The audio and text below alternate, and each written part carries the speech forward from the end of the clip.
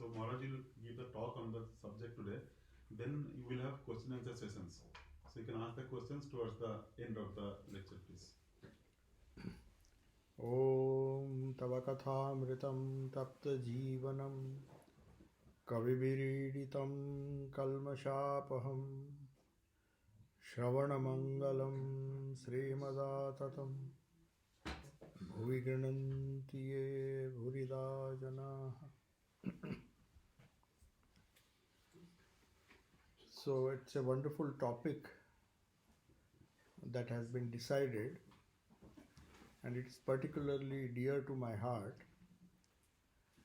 because as I was introduced to spiritual life, after reading some scriptures, Bhagavad Gita,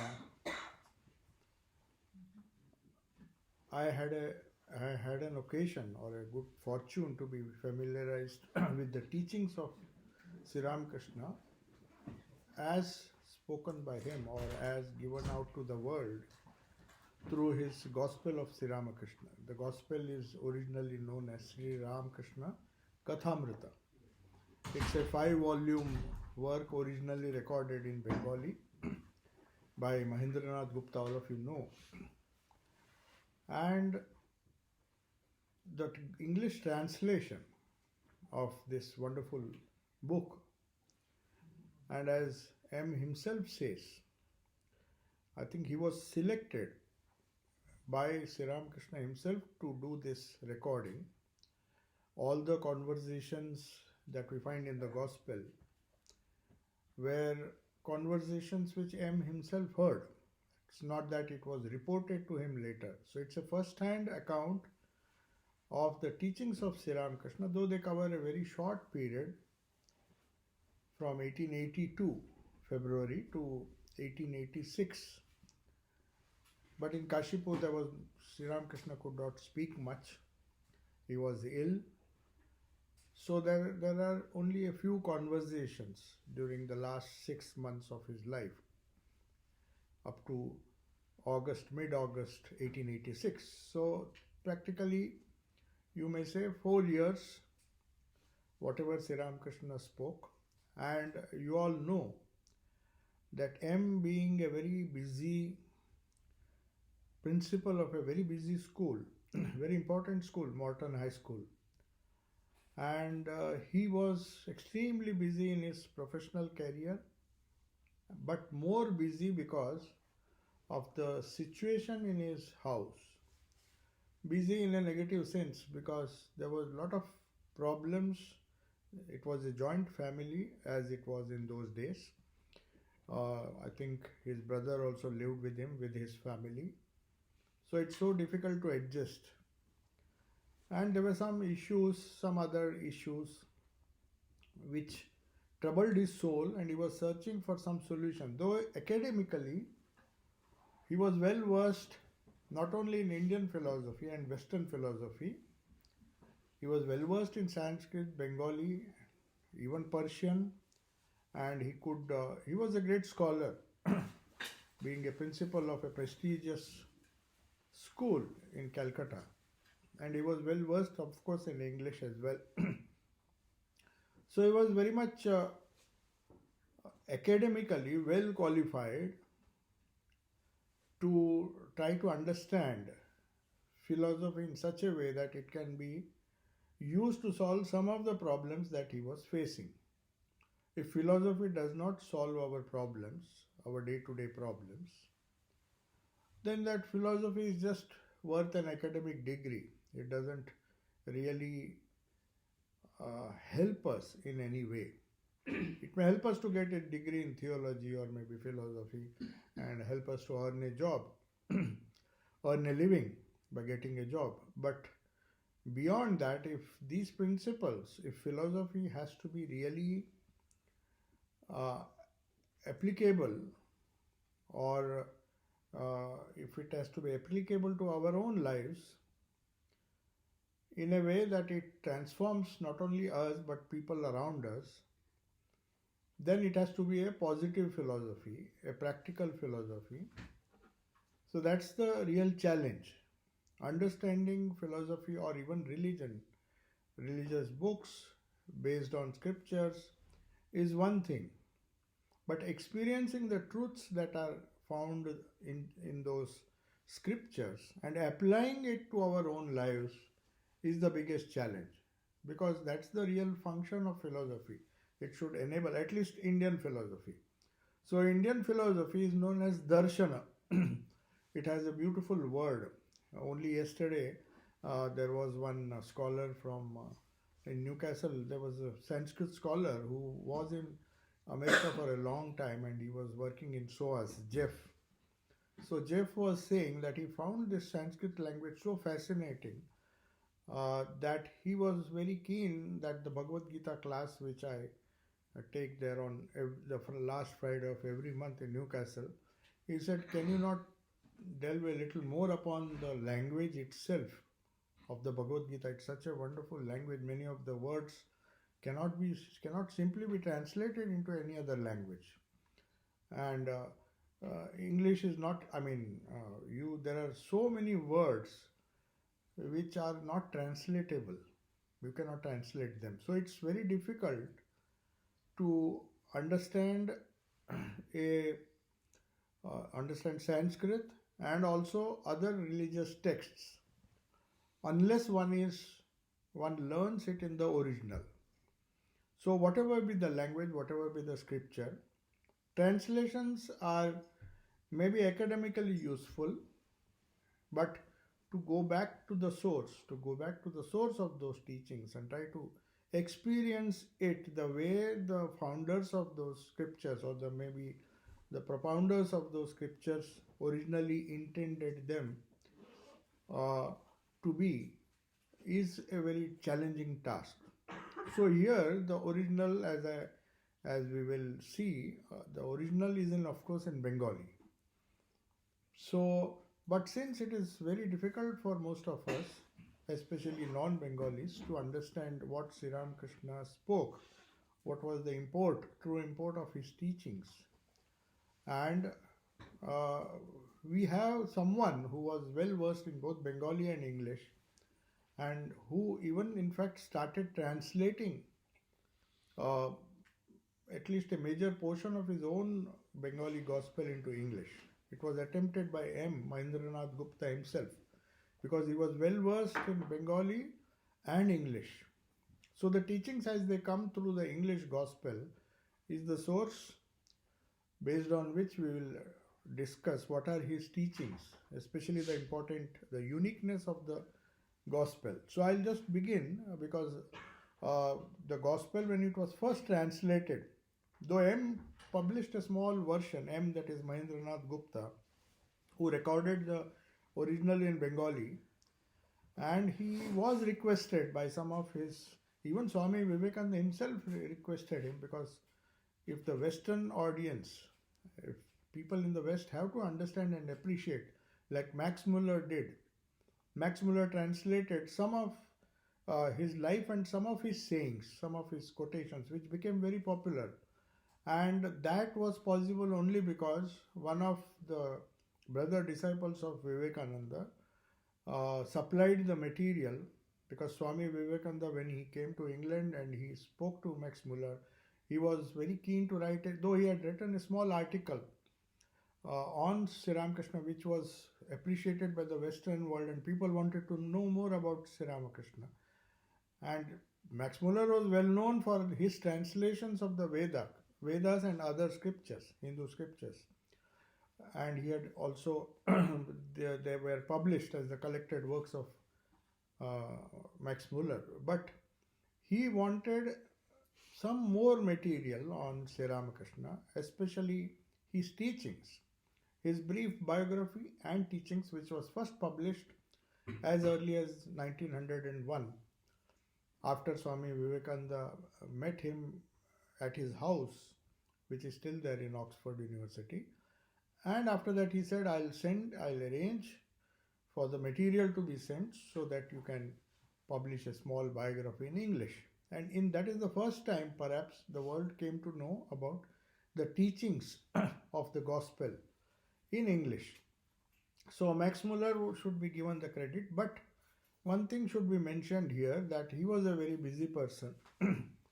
And whatever Swami Sardananji compiled and collected and sent, he practically published it verbatim without making much changes. Wherever necessary, a few changes he made. He edited, you may say, and just published it. Sri Ramakrishna, his life and his sayings. His life and sayings. It's a very popular book. It is still being published. It's a very small book, but that contains the gist of what Sri Ramakrishna stood for, what were his core teachings, and also his brief biography, which was the first English biography which was available to the Western world. Now, when we come to the Gospel, the whole Gospel of Sri Ramakrishna, which was originally published in 5 volumes in Bengali by the name Sri Ramakrishna Kathamrita.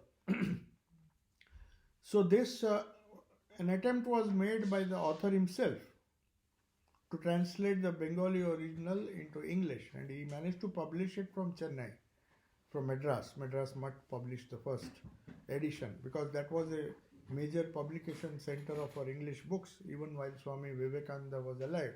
The first magazine was started from there, Prabuddha Bharata. Later on it was shifted to the Himalayas, Mayavati. But that was our publication center, and it was published, and it was well appreciated. But then it was Swami Nikhilananda, the head of our New York center, who was sent by our headquarters after the Ramakrishna mission was formed, as late as 1942, where he took the help of some of the most prominent writers of those days. Joseph Campbell, who was a great writer. He wrote a book, Hero with the Thousand Faces. He was a prolific writer on myths and mythology of different cultures. So he was well versed in Indian mythology and also other religions. So he was a great writer who helped Swami Nikhilananda to translate, because it was a very difficult task to translate the entire Bengali Kathamrita. Of course, they changed the order in which the conversations were recorded and published by M. They tried to keep it in a chronological format. They decided to change the order. For some reason, M published it as 5 discrete volumes. But here they thought, let us start the conversation from March or February 1882, when the first meeting was recorded by M, till his last conversations. So everything was arranged in a chronological order, and the poetry, John Moffat was a great poet, and also the daughter of President Woodrow Wilson, who was a great devotee of Swami Nikhilananda. There was an editorial team. They said, no, we have to translate the poems which are originally in Bengali into English poetry. So that was a very tough task. You can't just simply convert a Bengali poetry into English. So these 2 poets, the daughter of Woodrow Wilson and also John Moffat, so because their names are mentioned in the translation of the Gospel, so they helped. So we are pretty sure that they have done a wonderful job, because Nikhilanji was there. He himself was the editor of a bilingual newspaper, both in Bengali and English, published from Calcutta.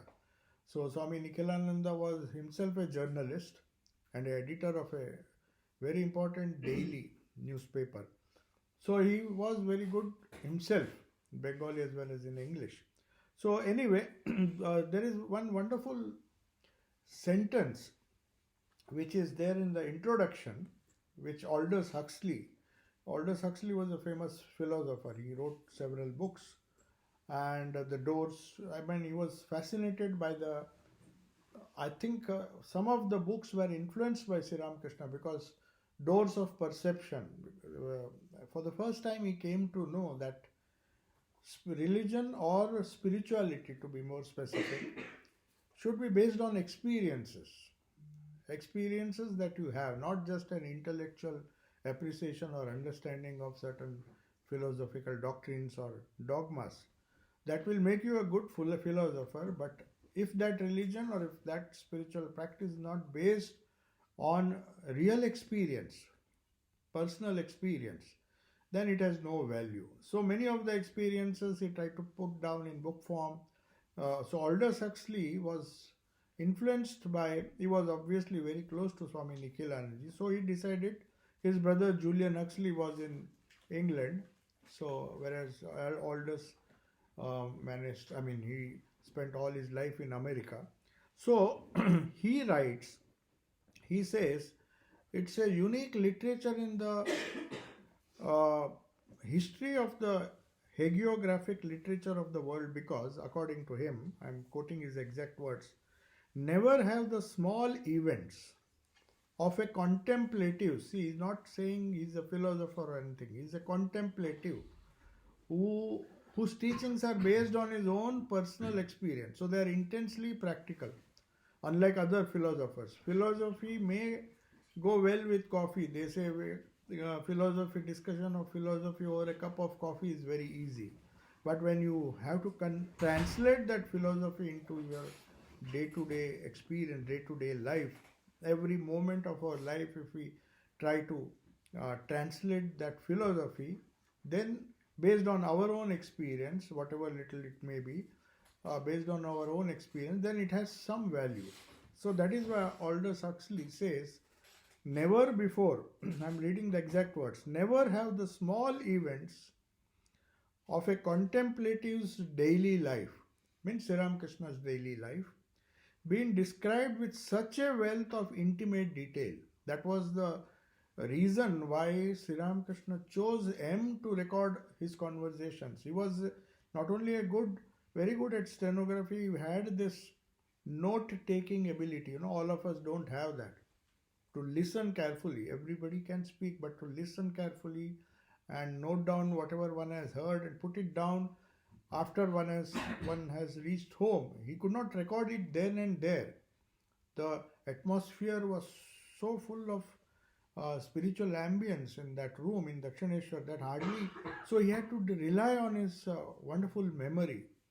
Maybe he had a small note with him. There are a few notebooks which are still there, where he used to jot down. But if you look at those notebooks, you will not get any idea, or neither can you transcribe it, what was said, and there was no recording system, unfortunately.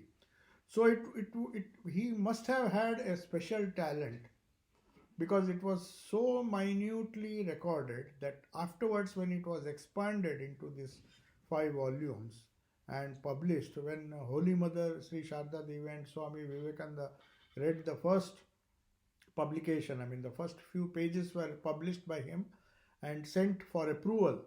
So she said, I feel as if Sri Ramakrishna is speaking. So we can be sure as far as the authenticity of these teachings are concerned. And now and then you will observe in the gospel, these teachings are more authentic, because if at all M asked some question and reminded Sri Ramakrishna that, is it something what you said last time? So if it was not correct, Sri Ramakrishna would correct him. He said, I didn't say like that. Don't record it wrongly. That means he was fully aware that these teachings of his, based on experience, based on his own spiritual experience, will one day find its way and save a lot of troubled souls in this world. That is the intention with which he recorded. He says, I didn't record it for publishing. When he was recording it, he had his own troubled life, which led him to commit suicide. In fact, had he not met Sri Ramakrishna on that day, he came with a friend just to, his friend wanted to prevent him from committing suicide. So much of tribulation and trials of life had made him tired, and he was about to commit suicide. So he had come at a very critical juncture of his life. And he was about to commit suicide when he comes to the garden at Dakshineshwar and just happens by chance to visit Sri Ramakrishna, and that transforms. And later on, he believed that these words have not only saved me, but it will save thousands and millions of people in the future. But before that idea came, he recorded with the intention of his own, with the intention of his survival in mind. He said, whenever I had any issue, any trial and tribulation possessed me, I would simply go uh, to my room or to a corner of his house where nobody would disturb him, where the quarrels and whatever commotion was going on in his house, he would be free from that, sit there and try to meditate on what he heard maybe a few days ago, and then put it down on paper, an exact conversation. So that occupied his mind, and in the process, he solved his own problem. So he felt this is like a kathamrita, a immortal, you may say, something which will give immortality, not only solve our day-to-day problems, uh, trials and tribulations that we face every day, but give a permanent solution to those, to a troubled soul. And he himself, for his own uh, meditation, he had recorded that. And later on, when someone said, why don't you share it with the world, he thought of much later. In fact, the last volume was published just before he died. He had checked the proofs, and the fifth volume of the Gospel was translated just before he died. So this is the background, and because it helped him transform his own life, definitely Sri Ramakrishna's teaching should help us in our day-to-day life. That is the main reason why we look upon Sri Ramakrishna, as Aldous Huxley says, that never have the events of a contemplative's daily life been described with such a wealth of intimate detail. Never have the casual and unstudied utterances, unstudied because when M first went and wanted to enter his room, he was a little bit curious to know. He asked, there was a lady who used to do all the sweeping and cleaning work there. So he asked her, does this man read a lot of books? Because his idea before meeting Sri Ramakrishna was that unless one reads books or is conversant with philosophy, as was the idea in the universities in those days and even today, that unless one studies these things in an academic institution, one is not able to speak out or even convey it to others. So he was said, has he read many books? Does he read a lot of books? So book reading was, according to M, the typical mind of those days, was something that will make us approach spirituality or religion in a proper way. But that lady simply snubbed him. He said he never reads books because everything is in his mouth. I mean, everything flows out of his mouth. That rustic lady could not understand, but she knew that here was a person who just gives out these sayings based on his own experience without even having taken recourse to reading books. So how was it possible? Of course, Sri Ramakrishna himself answers when somebody asked him, you never read these books, still you quote from this book, that book, how does it happen? But he admitted one thing. He said, I might not have read these books myself, but since childhood, how many things I have heard. This oral tradition was very strong in Bengal. All the religious people of different sects, belonging to different sects, who used to go to Puri, they used to normally walk. So naturally they would take rest in this Kamarpukur and some villages of Bengal. And they would, they would be provided food and shelter. So they would teach whatever little they knew, sing some songs, philosophical songs. That is how through oral tradition, a lot of things he had heard. He said, Ami koto sunechi, means how much have I heard?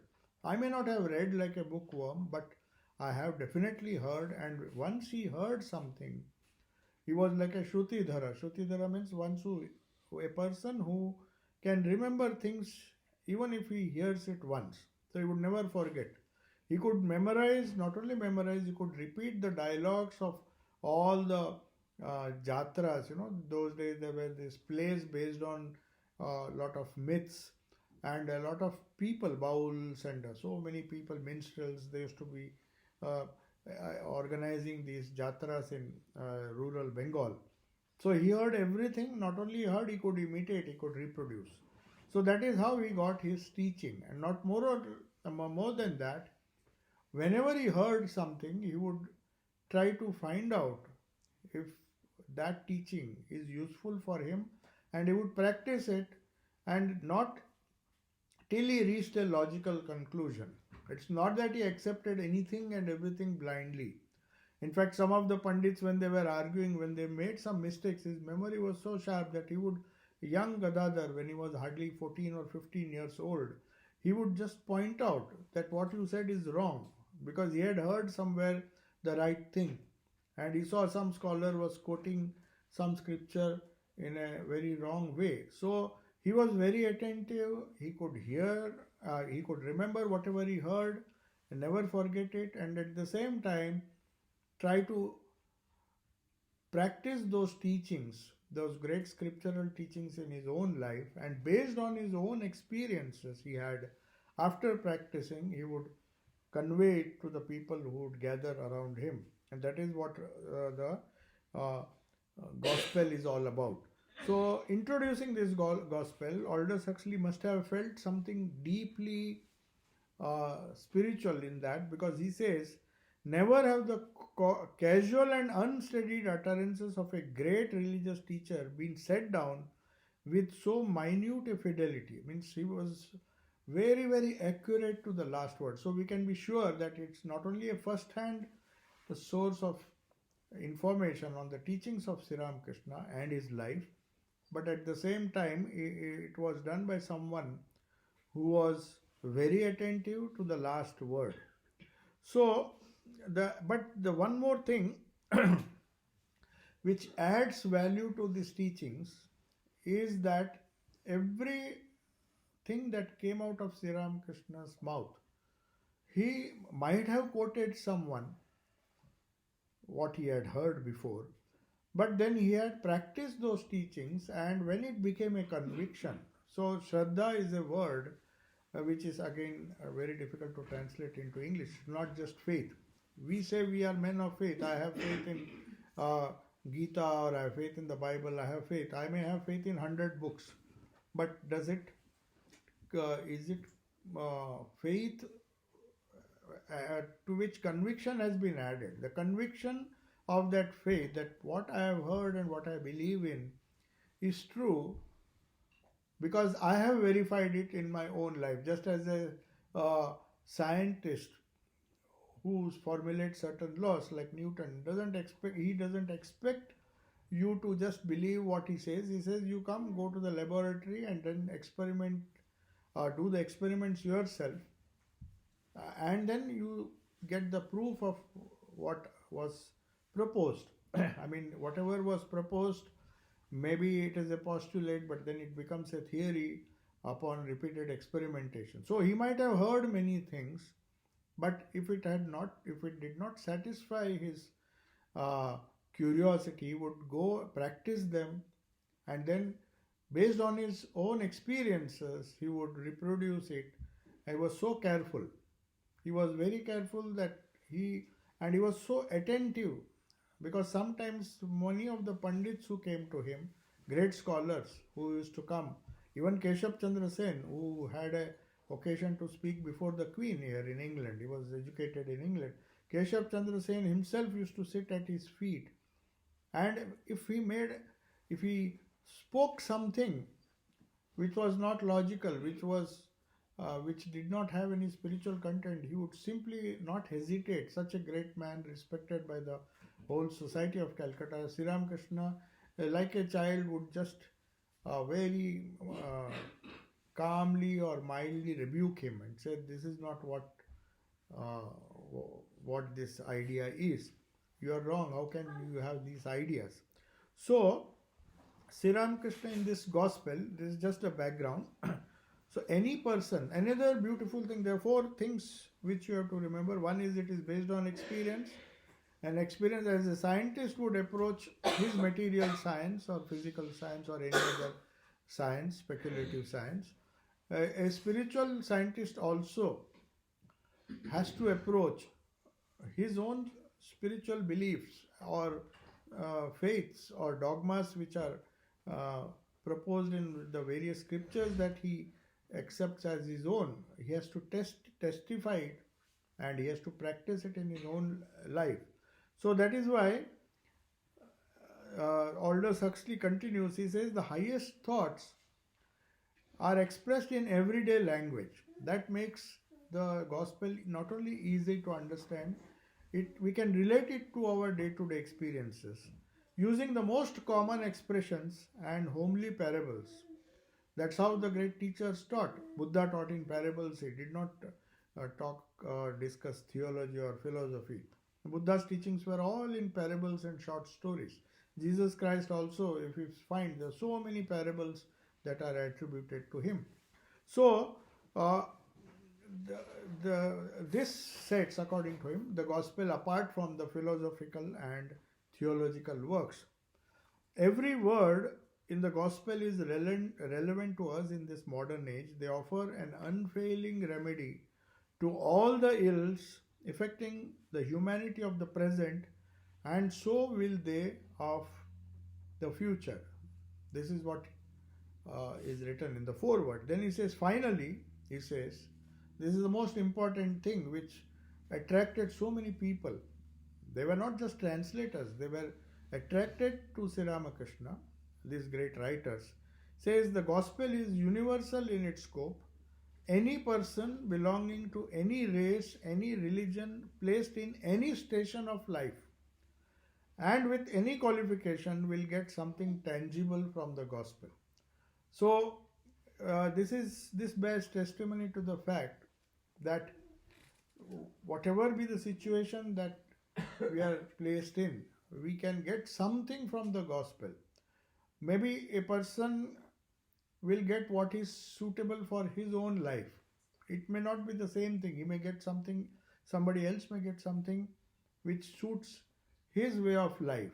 So, but nobody will go empty-handed. That is what they want to say. But whom is this gospel intended? The teachings of Sri Ramakrishna, not just the gospel. You will find some of the teachings which have perhaps not been mentioned in the gospel in his wonderful biography written by Shardanandji. That is the great master, Sri Ramakrishna, the great master. Sri Ramakrishna Leela Prasang, that is another book, monumental work, where some teachings which the direct disciples had heard, the monastic disciples had heard, and which were not recorded in the gospel, you will find. So these two books put together, and there is another small book which was written by Swami Brahmananda, one of his first disciples, like Swami Vivekananda, Words of My Master. That's Words of the Master. That is the English translation of the Bengali original, where you will get a few teachings which perhaps might have escaped M's attention. So these three primary books, original books written by people who had lived with Sri Ramakrishna and recorded it during his lifetime, lived with him. They were not only his disciples, but they had lived. Two were monastic and one was a householder disciple. So these comprise the teachings of Sri Ramakrishna, and the English translation, which was done by Swami Nikhilananda with the help of so many distinguished writers, is a pretty good translation, you may say. So we can depend on that, though just as in Sanskrit, you have to go back to the source books to find out what it exactly means. A deeper student who wants to delve deeper might have to go to the original Bengali, but for practical purposes, I think the English translation is really wonderful. The Nikhilananda's translation, which was published in 1942 in New York. There we'll find in the gospel, first we have to find out, if we want to find out what is the category in which we fit in. because Sri Ramakrishna in his gospel, now I'll just try to classify his messages and see how we can apply it to ourselves. So let us go to the gospel itself, from where I have taken this passage. Sri Ramakrishna, not once, several places he has classified human beings into 4 types. I try to find out where does it have any scriptural reference.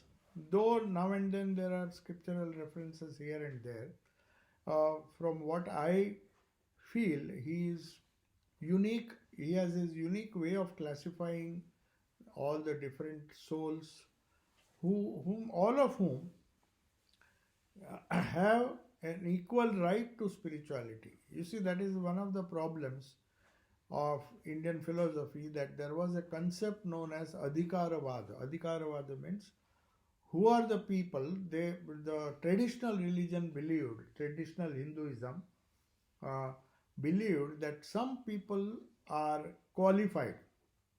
They are qualified to practice religion. So there was a strict distinction where first one has to be an adhikari, one has to be competent enough to be given these teachings. So especially the tradition of Shankaracharya, where he said, unless you are a adhikari, you will not be given these teachings. The Guru will not give you these teachings. It's maybe they wanted to preserve the purity of the message, not dilute it. If it is given to, like Jesus says in the Bible, don't throw the pearls before the swine, because the swine will not appreciate. So in a way, this Adhikaravada was part of the spiritual traditions, many spiritual traditions, including Hinduism, Buddhism. Everywhere they had certain basic qualifications which you should have to even inquire or practice spirituality. So for the first time, here we find that Sri Ramakrishna is breaking those barriers. No matter in what station or what stage of life one is, you cannot say who is competent, who is not competent. That is one unique idea that Sri Ramakrishna gives. He said all are struggling towards the goal. Maybe he refused to judge people. Even when Swami Vivekananda once or twice tried to argue with him, said these people are bad, these people, he could not say a single word of condemnation. That is why when Vivekananda came to the West, he rarely spoke about Sri Ramakrishna. Everybody thought, why is he not speaking about his own master? You know, in the beginning, he just resisted. He did not speak. Only 1 or 2 talks he gave. But when they pressed him, he said, see, I am not competent to speak about Sri Ramakrishna. Because in my life, I have spoken out my mind. I have criticized so many people, but my master could not judge or criticize anyone. So if I try to represent him, it will be not a proper representation. He was so humble, Swami Vivekananda, who became a great leader in his own right.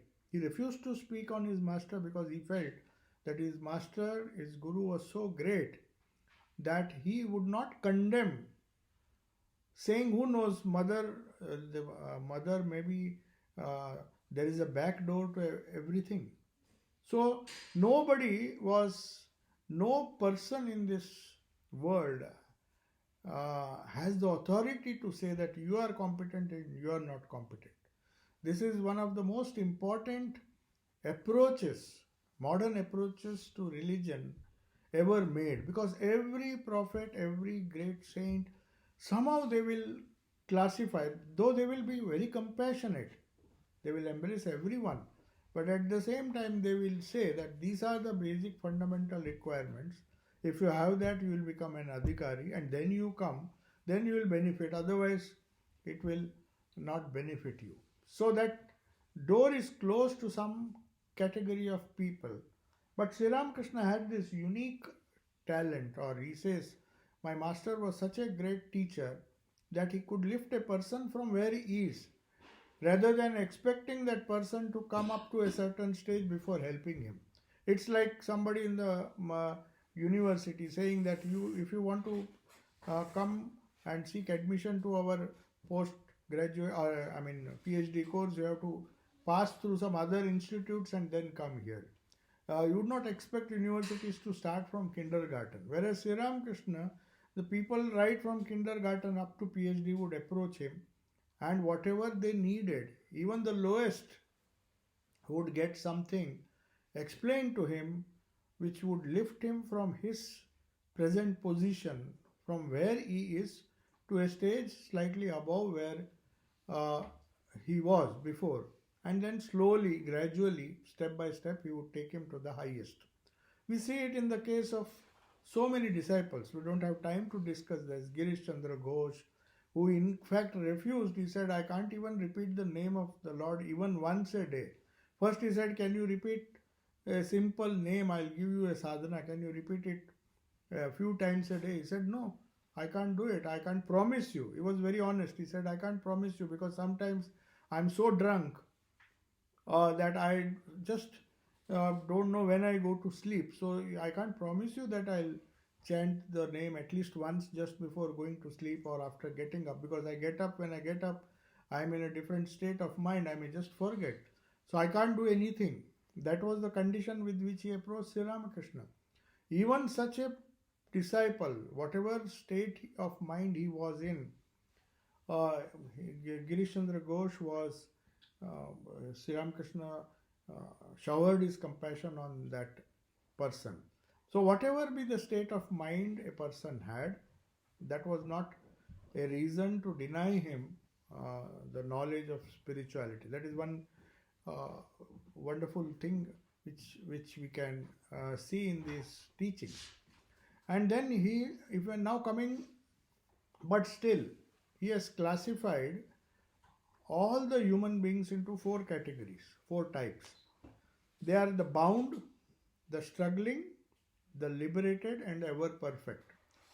So that accounts for the difference in, you may say, spiritual experience you find in different religious people. There are some who are bound, there are some who are struggling, some who are liberated, and some who are ever perfect. So, according to the Vaishnavas, Vaishnava is a sect which comes very close. They say Pravartaka, Sadhaka, Siddha, and the Siddha of the Siddha, which corresponds to this earlier classification. So, the liberated and the liberated, that is, those who are already free, like the great prophets of the world who are free, they just come with a mission and purpose in life. Right from childhood, if you see, there is this divine, not only a divine origin, but they come with so much of conviction. They are ever free. They are meant to raise humanity, not only a few people, but millions of people, and raise the level of spirituality. So they are the liberated or the ever perfect. They are very rare.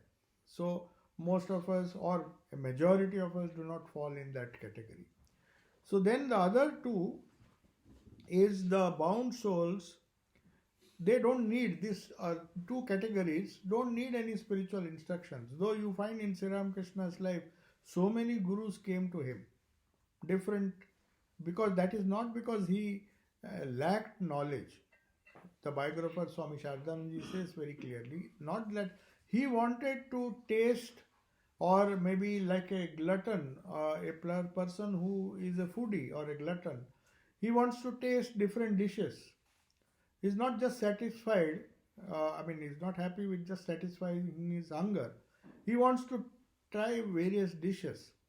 So Swami Sarvasthananda and also Holy Mother very clearly say that it was not because he lacked experience in those paths that Sri Ramakrishna did all these different, he practiced different, not only different sects within Hinduism, Vaishnavism, Shakti Puja, then he also did Ramayat Sadhana, then he did Advait Sadhana, he also practiced Christianity, practiced Islam. So different religions, not because he wanted to do it, but because he just wanted to see how different people enjoy the experience of God in different ways. So he wanted, like a person who is not satisfied with one dish, he wants to taste different dishes.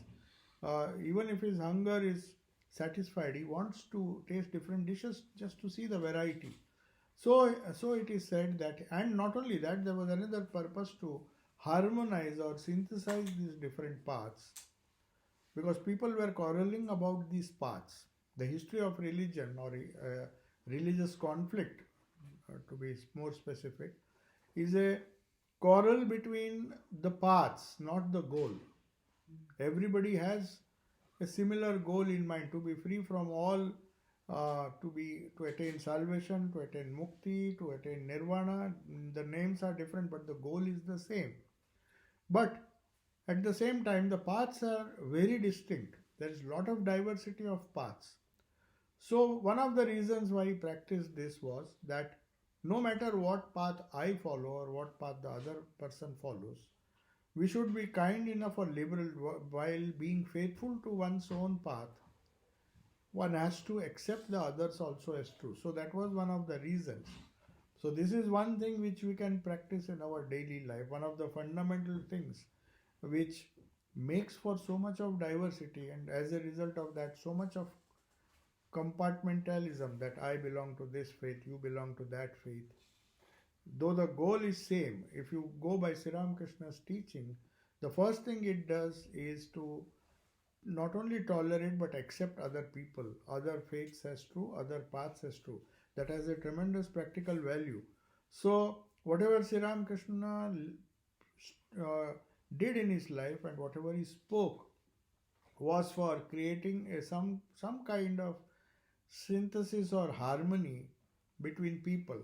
Even in India, it is more pronounced. Maybe in some of the Western countries, people who belong, the whole family belongs to one particular faith. They belong to a particular church. Or at the most, the modern people, modern children may say we are atheists. They may just declare themselves as atheists, which is now, the number is increasing. But in India, you will find the strange phenomena of the same house, in the same house, people following different paths. Paths in the sense that freedom was given right from beginning. So even some of the Sikh families, there was the Sikhs who follow Guru Nanak and others, there was a rule that even some Hindu Punjabi families would allow one of their sons, the eldest son, to follow the Sikh faith, even though he was born in a Hindu family. There was so much of harmony. That is a very common thing in Hinduism, but it was lost. So Sri Ramakrishna had to bring back that faith, that no matter what motivates you, what your path is, it is totally individual. It is between you and your the goal that you have set for yourself and the path that you have chosen for yourself. The goal may be same, but the path can be different.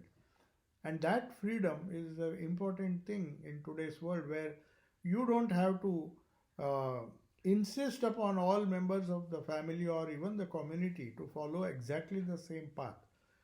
So Sri Ramakrishna said this unity, or Swami Vivekananda later on said, he used to believe that forced unity of any kind, this nature is built in such a way that it gives a lot of scope for diversity. So anything that forces a sense of unity, that unless you belong or unless you follow this particular path, we will not be friends or will not be good to each other. That is something which is the most difficult thing to practice. Not only in case of religion or religious values, they form a small part of our day-to-day life. Even opinions, the choices that somebody makes, we don't have the patience to allow each member of our family or community to make their own choice, and at the same time respect them for the freedom that they have, the freedom that they should have to follow what they think is right, and yet live harmoniously together. That is something which we can learn from Sri Ramakrishna. So he says it is because of the preponderance of the three gunas. Yesterday we were discussing about this in the Bhagavad Gita. He says the whole Prakriti, according to Sankhya philosophy, is made of three gunas: Sattva, Rajas and Tamas. So each one of us has a preponderance of these three gunas. Maybe somebody is more Rajasic, is very active, Somebody is very inert, lazy, he is more tamasic.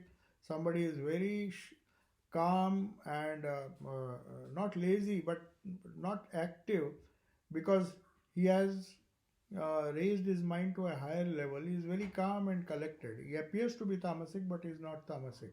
He is not lazy, but he is mentally very active. So that is sattvic. So a different kind of uh, these three natures, Sri Ramakrishna says in the Gospel that depending on which nature is prominent in you, you have to choose, or the Guru has to choose the path for you. If you are Rajasic, there is one path. If you are Tamasic, there is one path. If there is Sattvic, if a person is Sattvic, then he will follow one path. You will find that in the Bhagavad Gita, he is telling Arjuna to fight, because he knew he is full of Rajas. He has come here for the battle, and gradually through Karma Yoga, he has to raise himself to make himself a Sattvic person and then free. Whereas his other disciple, Uddhava, he is encouraging him to just leave everything and go to the Himalayas. So you might find Sri Ramakrishna doing the same thing. He is telling him to remain in the world. Whereas some other young people who came to him, he used to call them on other days.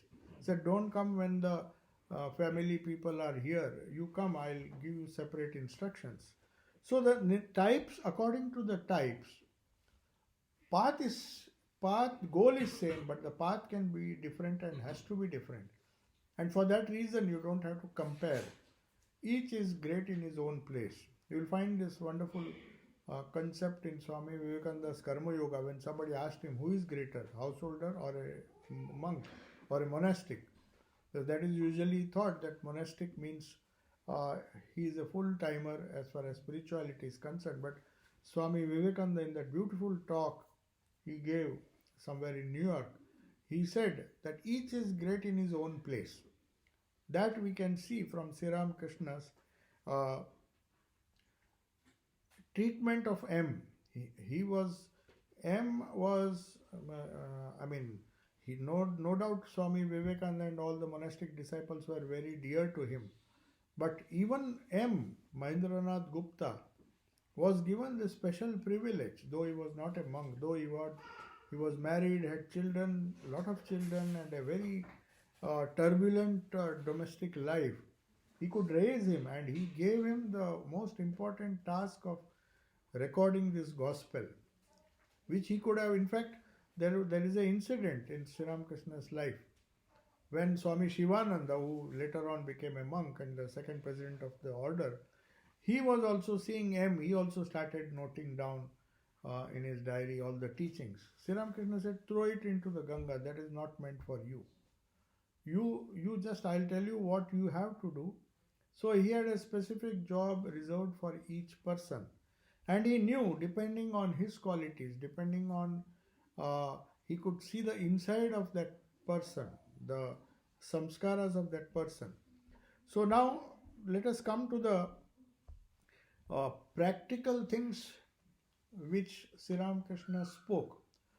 You see, in Gita we will get throughout. In fact, the whole essence of Gita is non-attachment. If you see, in every chapter, Sri Krishna says, do everything but don't be attached. Now, this seems to be a very difficult thing unless we come to Sri Ramakrishna. Sri Ramakrishna and his gospel, because he only yesterday we were discussing in the second chapter, he's telling him, if you can't do this, you do this. If you can't do this, you do this.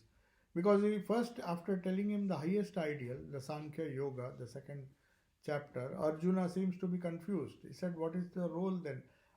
You are asking me that to go beyond the three gunas is the goal, and now you are asking me to fight, which is a very Rajasic action. If I have to fight, I have to kill others, I have to use all my resources, all my rajas, and on the one hand you are saying that is the highest, but what exactly should I do?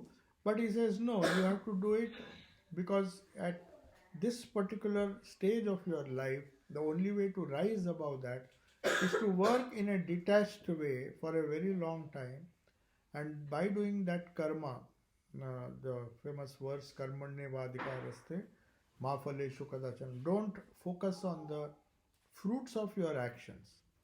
So Sri Ramakrishna, in a beautiful way, he explains this very difficult thing. Now the idea of not doing work but not expecting the fruits is a very difficult thing in life.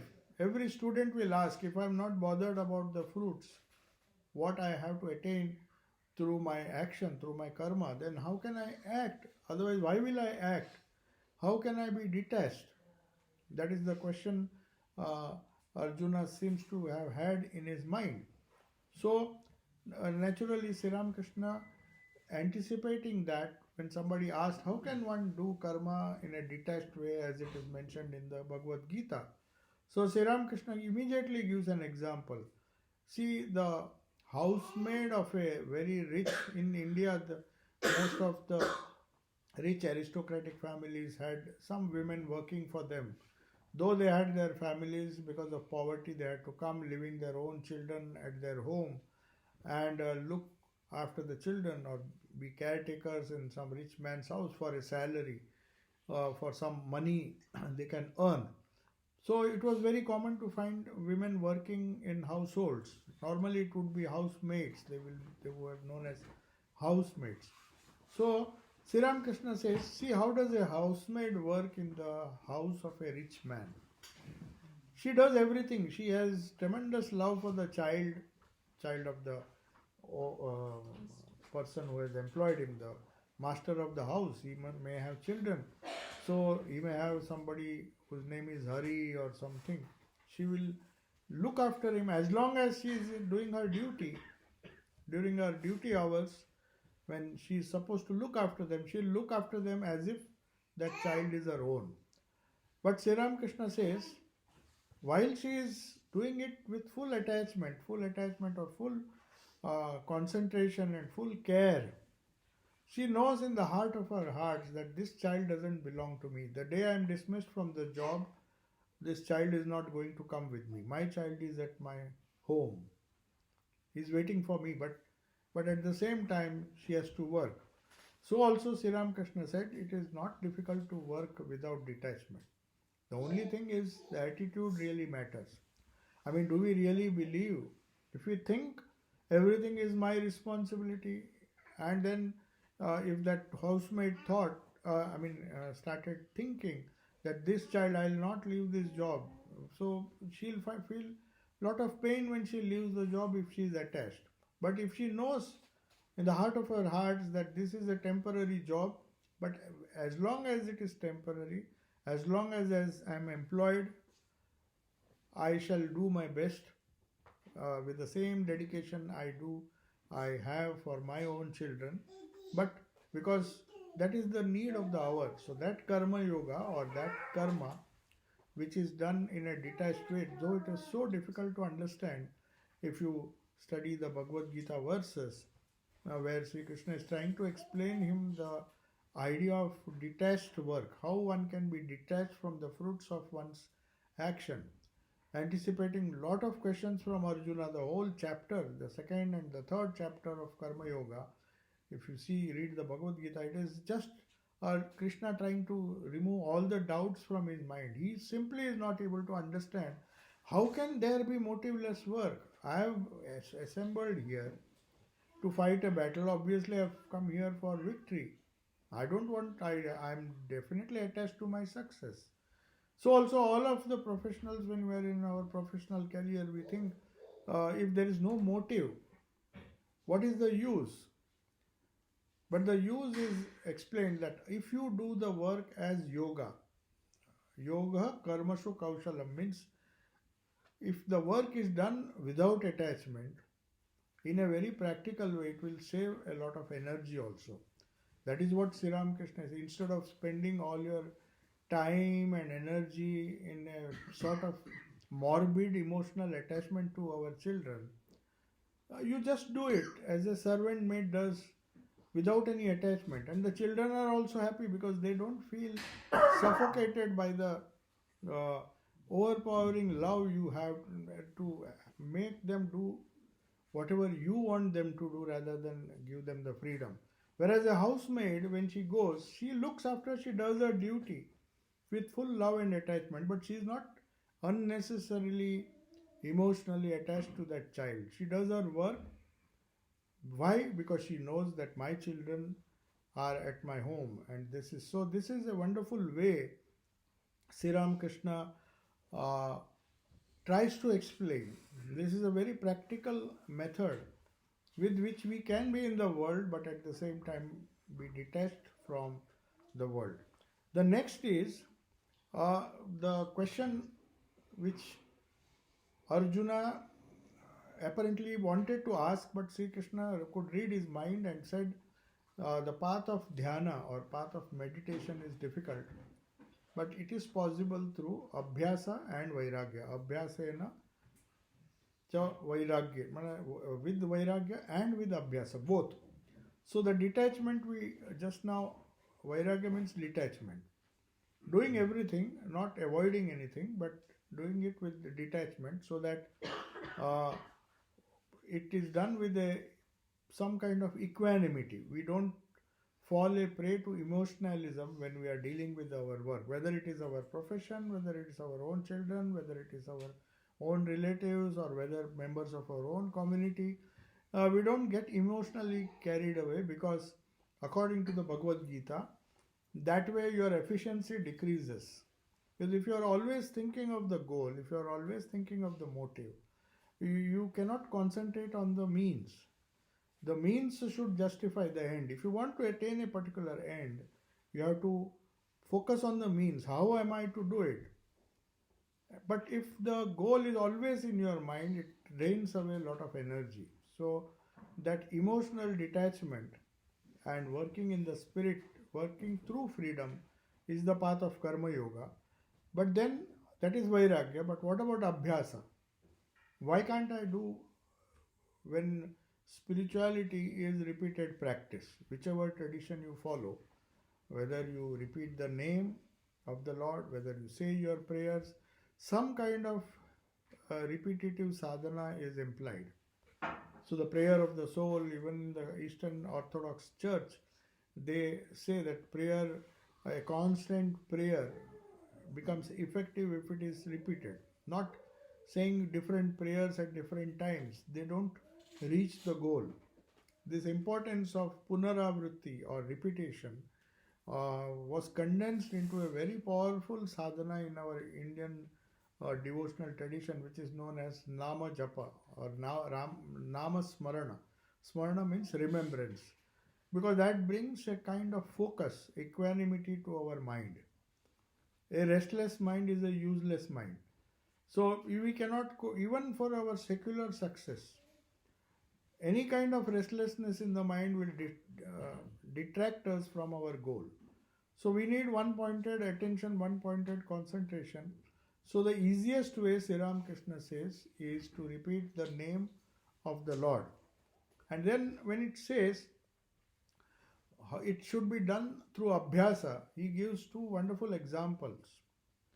One is, he says, once a visitor goes to his friend's house and he finds that a very spoilt dog used to just climb his lap and then scratch his face, and just he wanted all the attention. So again and again they were not allowing the discussion to take place. So Sri Ramakrishna says, the friend says, what kind of training you have given it? So he was giving that example to show that how the mind should be trained. So every time that dog jumped on his lap, he gave him a slap. So in the beginning, maybe he was jumping 50 times.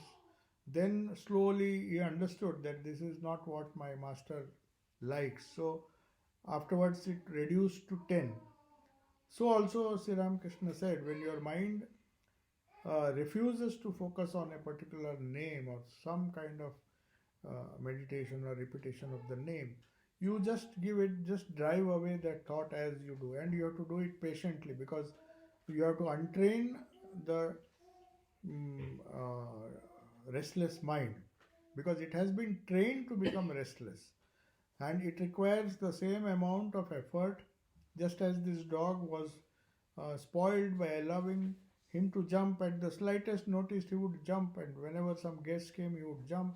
So Sri Ramakrishna says how this visitor taught that person to tame his dog. It is by abhyasa. So that technique is abhyasa. One is detachment, that is also a sort of negative type of sadhana. It's not negative, but it's for some positive goal, that you don't dissipate your energies through attachment, that is vairagya.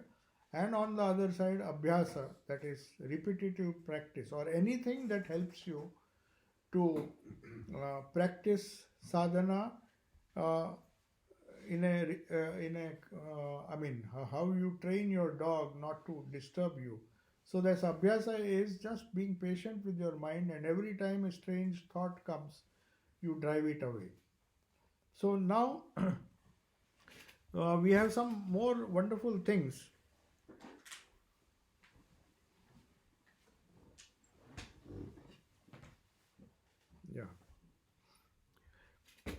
Yeah, two things Sri Ramakrishna used to mention, which are very important. One is the core of Buddhist sadhana, actually.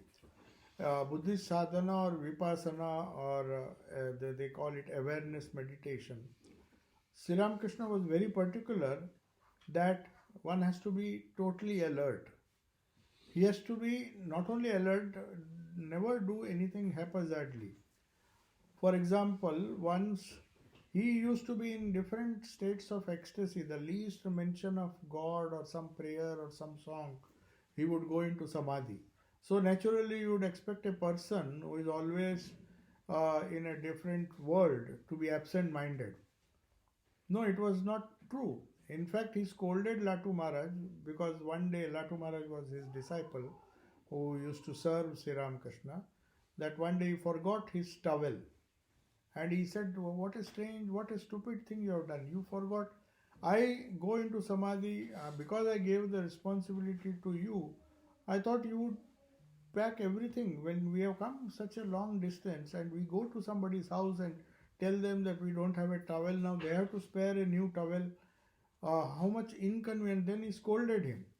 He said, what kind of restlessness? With this restless mind, can you ever attain to spirituality? You have to be always alert. He said, see, I never forget anything.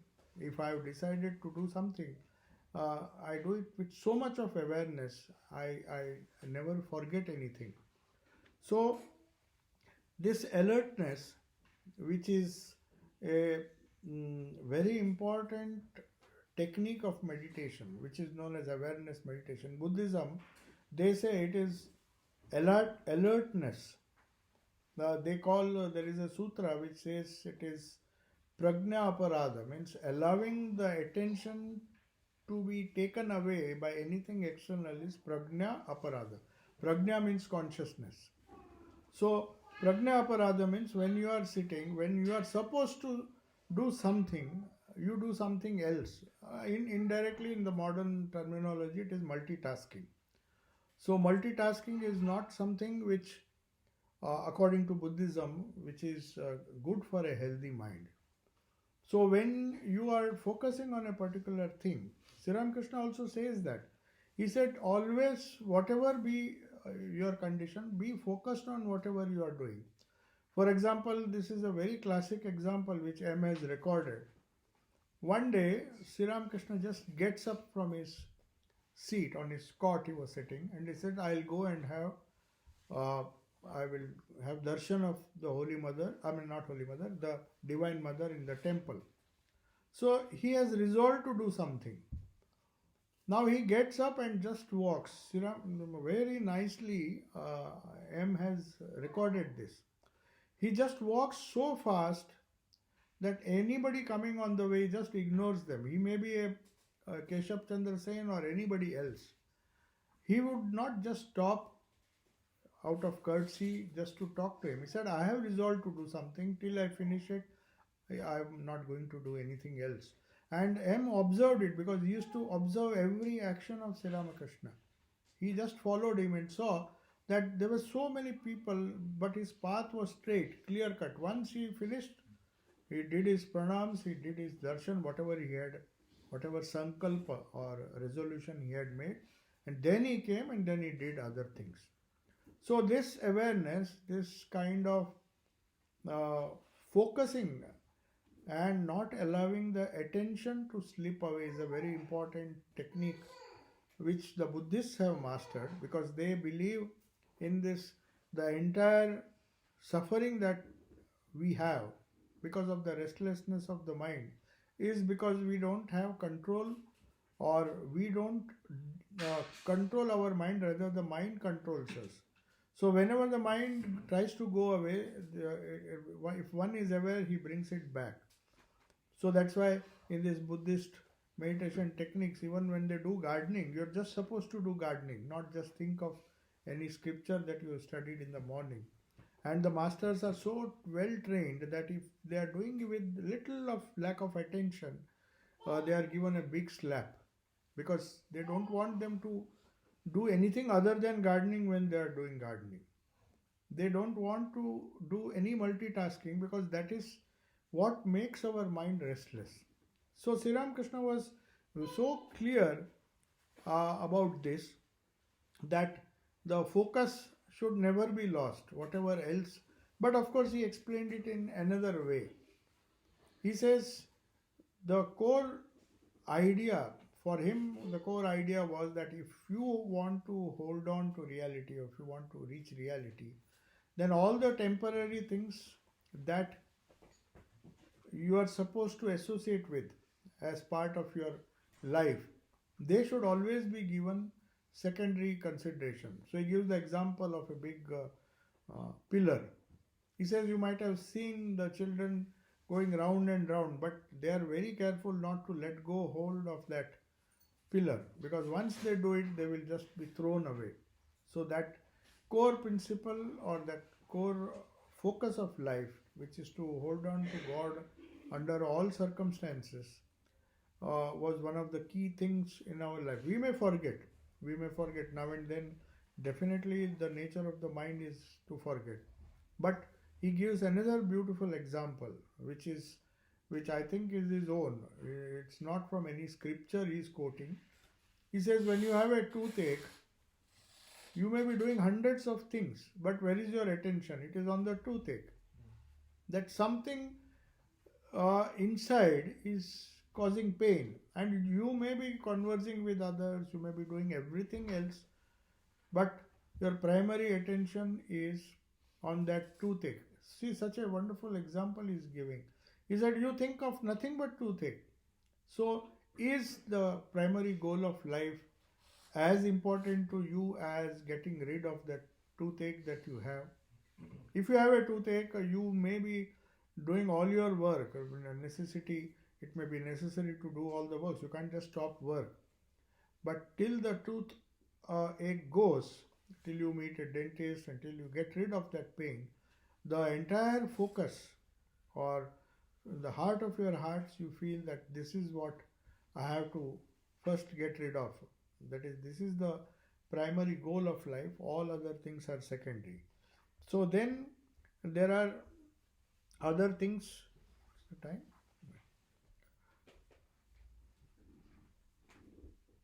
We are slightly over 1 hour. Huh? We are slightly over 1 hour. Maharaj. Over 1 hour? Okay, yes. So we'll have some question answers. Maharaj, you know this, somebody asked me the other day, you know, you mentioned it also, Shraddha is not just respect, right? How No, do you not respect. So how do you explain to a person, okay, because I know what Shraddha means in Bengali, but try to explain it in English, I completely failed. You know? Yeah, it's not respect. Respect, Shraddha means, in Bengali Shraddha and Sanskrit Shraddha is different. Yeah. So in Sanskrit, I'm coming to the... From Sanskrit, Yeah. So in Bengali they say, in a way, Ami Shraddha Kori, means I respect that person. That is colloquial Bengali. I mean, you speak in Bengali. But if Shraddha is word used in a technical sense, it is a faith which is based on conviction. So there is a conviction. It's not just a blind faith. It's not a dogma that I have Shraddha in the Bible, I have Shraddha in the Gita, but you really may not believe in that. Is Gita a conviction? Is the every verse of the Gita something that convinces you that it should be followed in your life? Then it is Shraddha. But mere belief. So faith is a word. It's a good translation, nearest word in English we can get. But Shraddha really means a conviction-based faith. Conviction comes from experience. So it is not a belief, something which you think might be true. Then you have other words. Belief is a word which is used to express that. But Shraddha means actually there is a conviction, and you have faith which is based upon that conviction that it is true. It cannot be otherwise. That's right. Thank you, Mark. Yeah. Now, you mentioned about multitasking. But in today's world, so fast-paced, very often we're doing at least two things at the same time. Either, when we're driving, we're listening to something. If we are, taking a walk, we say, okay, at that time I'll listen to this lecture and I'll catch up with this work. When we're cooking, we're listening to something. So there's always this... Yeah, multitasking is there, but I didn't say multitasking is not the fundamental awareness or the fundamental goal of life should be primary. Everything else, we have to find out what is primary in our life, what is when we follow spiritual life. For others, there may be other primary goals. So if the primary goal is to be a scientist, then music and all other things will be secondary for him, because that is the primary goal. That like the tooth pain, that constant reminding that I have to reach that goal, I have to reach that goal. But you will be simultaneously doing other things.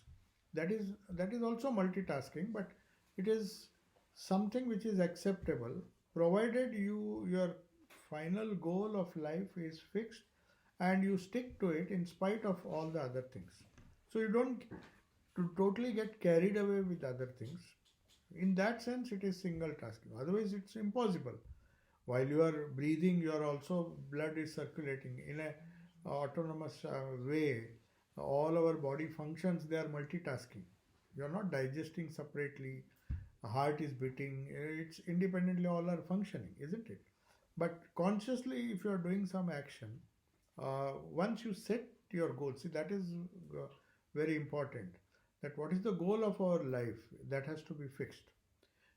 And especially in spiritual life, one has to be very serious. If that is the goal, then everything else is accepted, provided it is secondary. So multitasking, not giving equal importance to all, then you lose both. It's like Jesus saying in the famous biblical saying, he says, God and mammon cannot go together. He is a bit very harsh on people. He said, you can't have both. I will have a little of the world and some time for God. No. He says you don't. He is in fact saying only one task. But that is for the highest type of people. He said it to his intimate disciples, the Sermon on the Mount, that one cannot have God and mammon at the same time. So, but for us, for normal people, multitasking is not bad if the other tasks are given less importance and they don't drain away a lot of your energy. Because then your main task suffers. Even in a secular, you want to achieve something, you can't expect to excel in something if you are involved in too many things. It's common practical experience, So if you fix the spirituality as your goal, that's why I give the example of the pole where children just hold their hand and turn round and round. See, the one thing they should not do is leave that. Otherwise they'll fall down, isn't it? They may be attracted by so many things, but holding one hand firm, you do whatever you like. So it is a multitasking with a difference. It's not, because you can't avoid, as you said, we can't avoid multitasking. Well, I just tell you something very interesting. You talked about multitasking and people doing single task. There's a very young engineer in San Francisco, a little bit to know him. He's working in a startup and he was so engrossed on his writing software. You know, I met him and said, "Uncle, life would have been so easy if light can go faster. If light can go faster." Light can go faster Light than can what? go- So he was engrossed in everything. So I tell him, why? Why do you want light to go faster?